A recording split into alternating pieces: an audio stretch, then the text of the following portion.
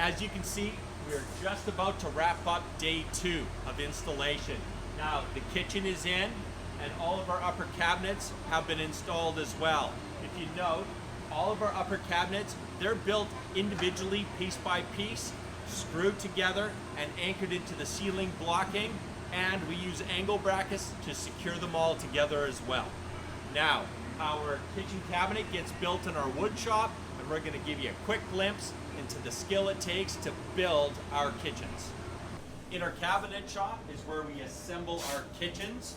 So if you have a look here, you'll see that it's all laminate, it's plywood, we don't use particle board.